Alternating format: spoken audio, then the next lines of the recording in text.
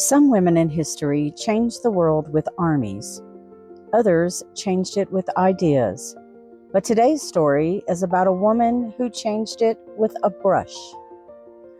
This is the life of Shin Saimdang, artist, poet, scholar, mother, and the quiet force behind one of Korea's greatest thinkers.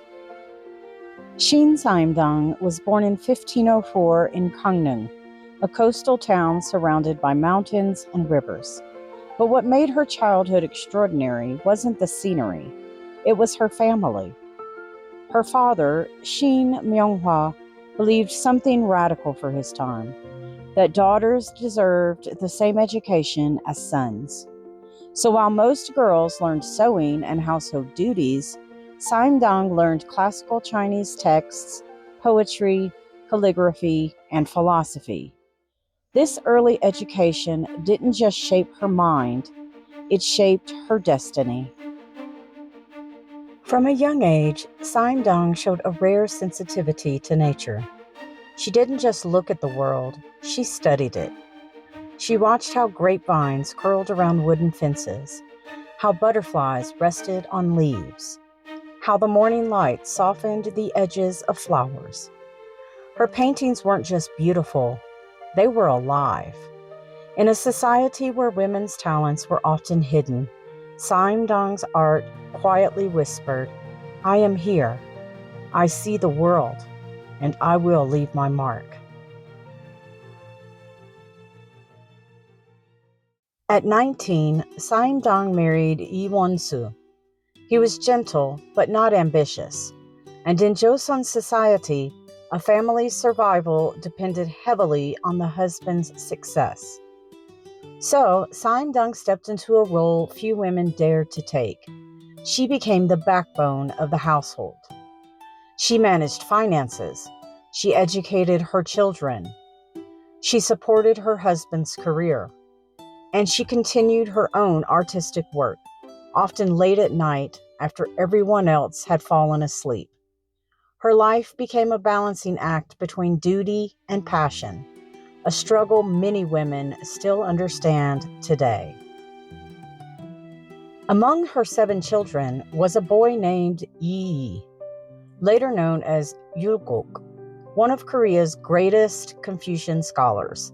But Yulgok didn't become a genius by accident.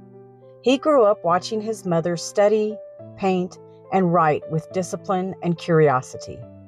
Saimdang didn't just teach him letters, she taught him how to think. She taught him that learning was a lifelong journey, that humility was strength, and that wisdom begins with observing the world around you. Years later, Yulgok wrote that everything he achieved came from his mother's teachings. Her influence shaped not just a child, but the future of Korean philosophy. Saimdang's art wasn't loud or dramatic. It was intimate. Her paintings of grapes symbolized abundance and family. Her butterflies represented transformation. Her orchids reflected purity and resilience. Every brushstroke carried meaning. Every detail reflected her inner world.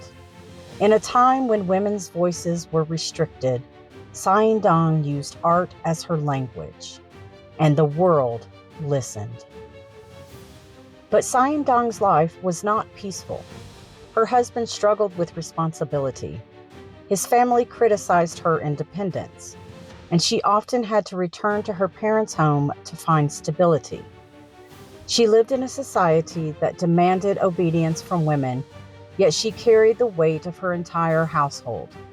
Still, she never stopped creating, never stopped learning, never stopped teaching. Her strength wasn't loud, it was steady. Saimdang passed away at 48, far too young, but her legacy didn't fade. Her art became national treasures. Her writings influenced generations, and her son Yulgok became one of the greatest thinkers in Korean history. Centuries later, she became the first woman ever featured on Korean currency, the 50,000 won bill.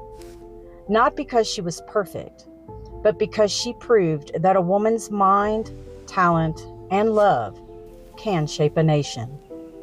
Shin Saimdang reminds us that creativity is courage, that motherhood is power, and that even in a world that tries to silence you, your voice can still find a way. This is her legacy. This is her story.